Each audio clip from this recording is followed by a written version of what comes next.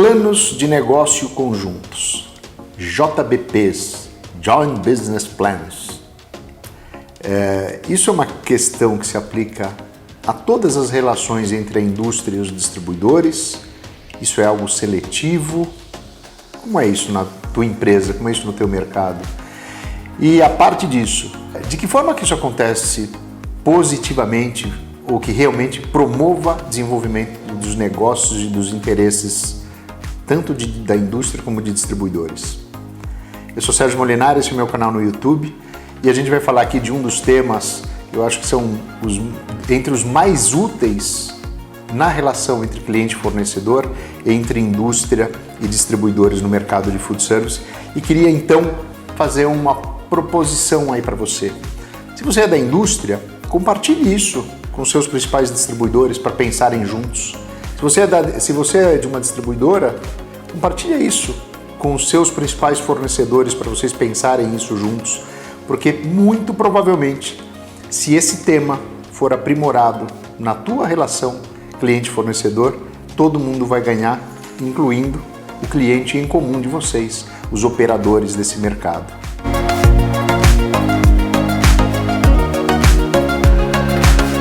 Eu vou tratar aqui esse assunto em dois blocos. Falar um pouco na abertura, conceitualmente, sobre o que é o JBP, ou o Plano de Desenvolvimento Conjunto, o Plano de Negócios Conjunto, para depois a gente poder pegar alguns números e aí a gente vai se apropriar de algumas informações de uma sondagem realizada recentemente por um parceiro nosso que é a Wise Sales, para poder trazer um pouco de luz aos principais componentes desses planos. Mas vamos lá, acho que a primeira coisa, falando conceitualmente, nos últimos 5 a 10 anos, muitas das principais indústrias de alimentos e de bebidas que atuam no food service, e esse é um movimento que foi puxado pelas indústrias. Então, indústrias como Kraft Heinz, como Unilever, como Nestlé, como Cargill, como Liotécnica, muitas dessas empresas passaram a entender que era crítico para o sucesso delas desenvolver os seus negócios e os seus relacionamentos com os seus principais parceiros de uma forma mais organizada ou de uma forma que encadeasse ações de curto, médio e longo prazo.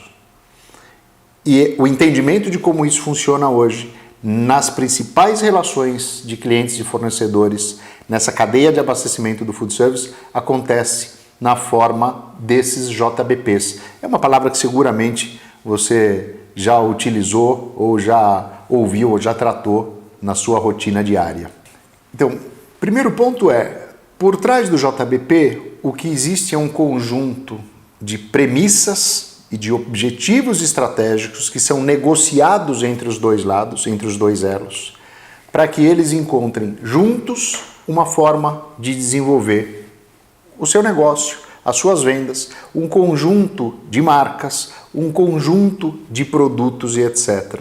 Então, a coisa mais importante para dizer é que JBP, ou planos de negócio conjuntos, são uma ferramenta a ser desenvolvida por parceiros que consigam ou que tenham maturidade suficiente como empresas e na sua própria relação para alinhar visões, alinhar expectativas e construir um desenvolvimento conjunto.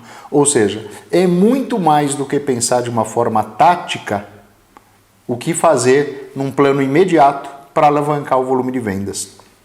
E quando a gente fala isso, de alguma forma a gente já está dizendo o que não é um JBP. Ou seja, muitos pensam no JBP como um conjunto de metas, um conjunto de indicadores, uma campanha de incentivo para a equipe de vendas, promoções sazonais e etc. E aí eu volto lá para o banco da escola, né, na época que a escola tinha banco, e volto lá para as tais teorias dos conjuntos em que a gente aprendeu sobre contém e está contido. Promoções, campanhas de incentivo, metas, indicadores e etc. são elementos que estão contidos num JBP, mas não contêm um JBP. Ou seja, uma vez alinhados os objetivos, as premissas, onde juntos a gente quer alcançar um desenvolvimento das vendas, para que tipo de cliente, em qual região, etc. Ferramentas como as campanhas, as promoções, os incentivos, treinamentos, amostras, programas de treinamento, tudo isso vai compor o JBP. Então eles são os elementos do JBP e não o contrário. E aí é onde, na minha opinião, criticando uma parte importante dos JBPs que a gente encontra no mercado, é aí onde reside uma falha de muitos deles. É colocar como centro as ações, e não a estratégia, e não o objetivo, e não onde queremos chegar no médio e longo prazo. E aí vem uma outra coisa. Existe, tanto do lado da indústria como do lado do distribuidor, uma capacidade limitada de fazer essas ações com qualidade, o que significa que eu tenho que selecionar muito bem, eu, distribuidor, com que indústrias aceito, estou disposto a desenvolver esses projetos, ou eu, indústria, com quais distribuidores eu deveria colocar ou deveria alocar a maior parte da minha energia para desenvolver esses projetos, porque eles demandam muitas atividades. Então vamos para o segundo bloco. Vamos pegar pelo menos 2 grandes eixos de componentes desses JBPs para entender ou para desdobrar um pouco disso que a gente está falando. Então, para falar sobre isso, eu vou trazer alguns highlights de uma sondagem que a gente fez em parceria com a Wise Sales, que é uma startup inovadora que tem como principal fundamento aprimorar e trazer mais eficiência para a cadeia de abastecimento do food service através de inteligência de dados. Primeira constatação: 65% das principais indústrias que fornecem ao food service mantêm JBPs com seus principais distribuidores, ou seja, 2/3 das indústrias. E dessas indústrias que têm esses planos com distribuidores, 46% dessas indústrias mantêm 10 ou mais distribuidores onde a sua relação é pautada por um JBP. Ou seja, tem muitas indústrias que têm JBP e uma boa parte delas mantém muitos JBPs simultaneamente, até porque é característica do Brasil ter normalmente um distribuidor importante em cada local, em cada região, para cada indústria. Então, você acaba precisando ter uma malha de distribuidores para poder cobrir de uma forma significativa o Brasil. Você faz a opção de encontrar qual é o seu distribuidor focal numa determinada região e é com ele que se desenvolve esse tipo de relacionamento. Quando eu volto a ótica para o distribuidor, o que a gente encontra? Todos os distribuidores, entre os maiores distribuidores do Brasil, entre os maiores distribuidores em cada região, todos os distribuidores com quem a gente falou mantêm JBPs com a indústria. Então, a penetração do tema JBP é até maior entre os distribuidores do que na própria indústria. O que é muito diferente? O que é muito diferente é que nos distribuidores a quantidade de JBPs que eles administram é, em sua grande maioria, de até 5 indústrias. Ou seja, ele tem uma seletividade muito grande de com quais indústrias ele vai fazer o JBP. E isso tem a ver, em parte, com o fato de que não existe muita concentração de vendas entre os distribuidores, quando a gente fala concentração em quantos fornecedores. Então, só para ter uma ideia, é normal a gente encontrar distribuidores com 200 a 300 fornecedores, mas poucos distribuidores têm indústrias que representam 5, 10 ou mais % do seu faturamento.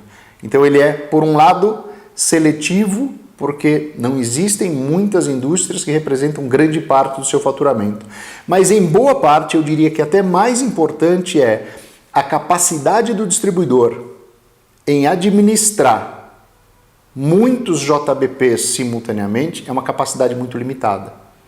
Ele não consegue ter, do ponto de vista de análise de informação, acompanhamento de resultado, acompanhamento de equipe, campanhas de incentivo simultâneas, ações de treinamento e assim por diante, ele não consegue ter muitas indústrias simultaneamente tendo JBPs, que são normalmente acordos que têm duração de no mínimo 1, 2 anos, até porque a gente falou que como principais objetivos são objetivos de médio e longo prazos. Então, isso significa para a indústria que ela deveria pensar em como que ela se torna suficientemente relevante para um distribuidor para que ela possa ter um JBP com ele, ao mesmo tempo que pensar o seguinte: com quais distribuidores eu tenho o interesse genuíno de desenvolver uma relação de longo prazo? Por quê? Porque se não for assim, ela tem aquele conjunto todo de atividades para realizar como atividades táticas ao longo do seu ano. Então, isso é um pouco pano de fundo do ponto de vista de distribuidor versus indústria, como é que é o tema de JBPs para eles. Aí a gente vai pegar e vai falar sobre os dois principais conjuntos de temas que fazem parte dos JBPs. Acima de todos, é o tema da positivação.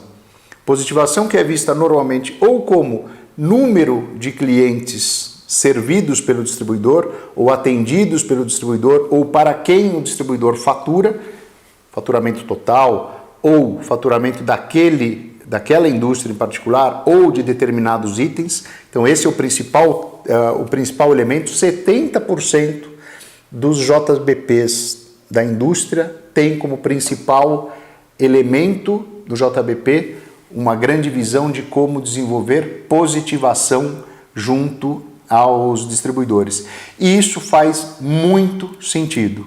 Por quê? Porque a gente está no mercado brasileiro que com mais de 1 milhão de operadores e com nenhum operador representando um percentual muito grande desse mercado, uma das chaves de sucesso, talvez a principal, é eu preciso cobrir o mercado.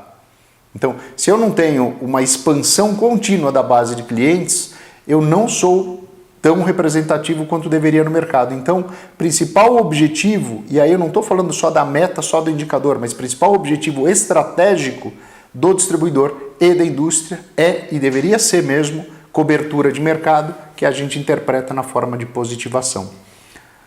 Por mais que pareça óbvio, o segundo elemento mais frequente é o elemento de faturamento. Então, objetivos comuns de como desenvolver o faturamento da distribuidora, da indústria na distribuidora e de itens ou linhas específicos da indústria nesses distribuidores. Claro que o objetivo comum de todos é ampliação de faturamento. Isso parece óbvio, mas tem talvez um detalhe, uma riqueza que vai além disso. Se eu já estou dizendo que eu estou buscando ampliar a cobertura de mercado, a positivação, quase que naturalmente eu penso em que isso vai me produzir aumento de faturamento, óbvio. Mas o segundo ponto é, a grande parte dos JBPs, e isso cresce continuamente, tem como uma métrica a métrica de aumento da compra média por cliente. Então eu não quero só aumentar o número de clientes, eu quero aumentar o número de clientes e eu quero, em paralelo, aumentar o quanto eu vendo em cada um dos clientes. Esse é um objetivo do negócio do distribuidor, independente de qualquer indústria em particular, mas esse é um objetivo também da indústria. Lembrando que a indústria ela é a principal puxadora do quê? Da inovação desse mercado. Como ela é a principal puxadora da inovação, quem traz os novos produtos, os novos conceitos, as principais variações de itens, de embalagens, de sabores, de funcionalidades é a indústria. Então, é um objetivo comum ter que ampliar a venda média por cliente. E isso significa, em última análise, é meio que o wrap-up disso tudo, é meio que a conclusão disso tudo, é que os JBPs, eles necessariamente precisam mirar para uma qualificação desse jogo de positivar e aumentar a compra média para o cliente. O que é uma qualificação maior? É que só aumentar a positivação sem qualidade desse cliente que a gente aumenta a positivação normalmente não dá resultado necessariamente adequado. Aumentar ou buscar aumentar a compra média do cliente sem identificar se esse cliente tem o perfil mais adequado ou não para fazer essa ampliação de compra média pode ser um esforço meio exagerado que não traz necessariamente o melhor resultado.